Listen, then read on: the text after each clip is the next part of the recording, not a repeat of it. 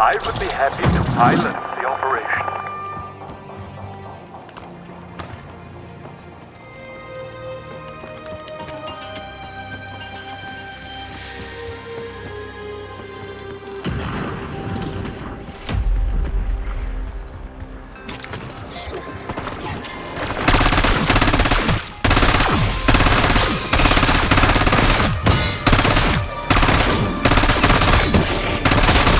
I make this look easy. But it's not. It's not at all. I hate it. Just want a beer.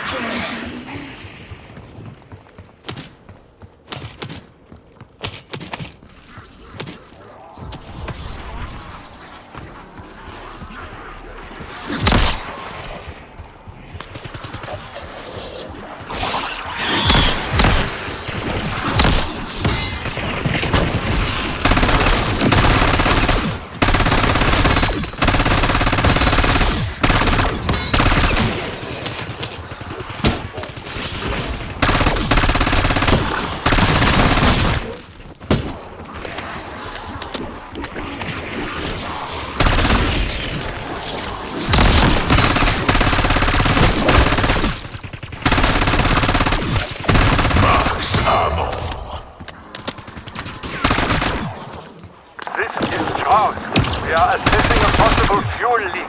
Please, stand by. Did I sound like a pilot? That's what you get for standing in my way.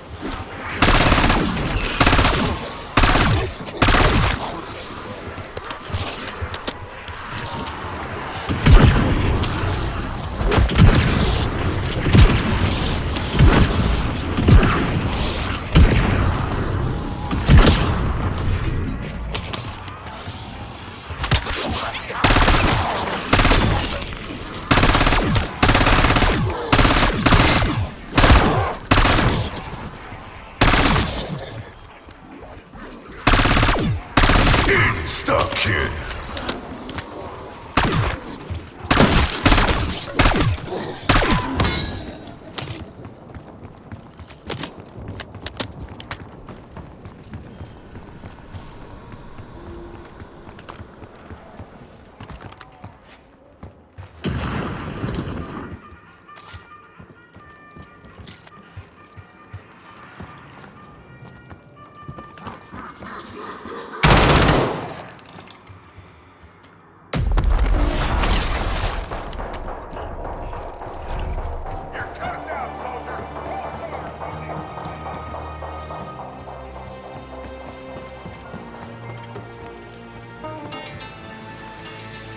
Yeah, cancel that.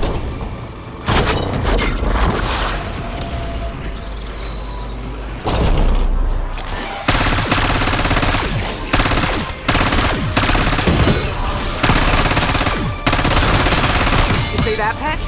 How about you get up your ass and give it a go?